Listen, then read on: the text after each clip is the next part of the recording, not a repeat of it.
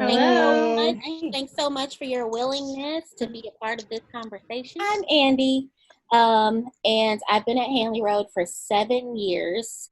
Well, I'm Angie, and I've been at Hanley Road for 4 years. I'm Amy Mattia.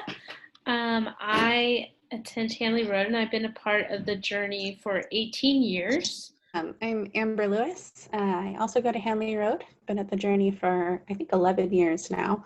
My name is Sarah Gentry. I've been attending Hanley Road, the journey, about 12 years.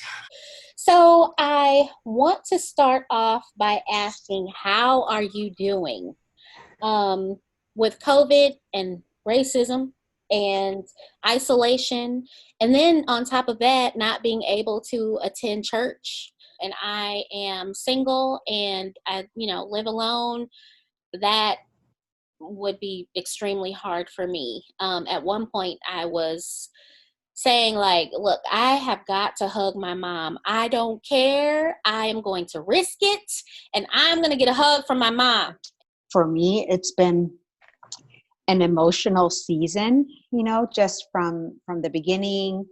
I remember we were looking forward to spring break, and then it was just thing after thing. And so as things have unfolded, COVID and just with the recent, killings, just all of it, there's been just a vacillating between, like anger, sadness, hope, hope and gratefulness. I mean, everything. So the thing that comes to mind now as I hear you, Andy, is that what I'm grateful for is that I've been able to do this in community. Yeah, I would say definitely overwhelmed in this season, just with so many changes happening so quickly.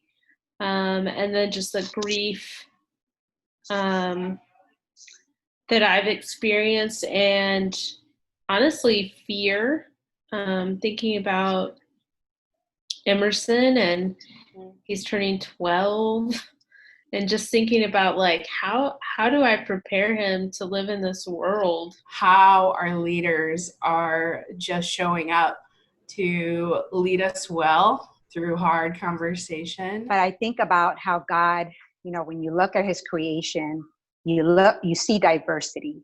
Mm-hmm. He was intentional with what he created, how he created it. Yeah, I think one thing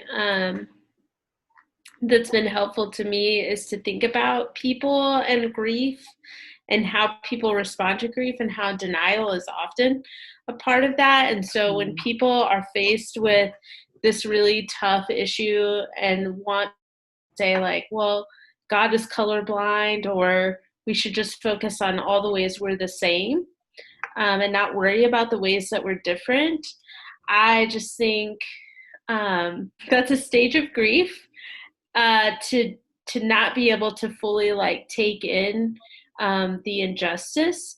And so I just like have been praying like, okay, like help us meet those people too. There's a lot of gravity to this moment. I don't want to let it pass by. Yeah. I think where I came in on this topic was with Trayvon and Michael Brown. I was working and living in a girls' home at the time, and the girls I was living with and caring for were primarily Black.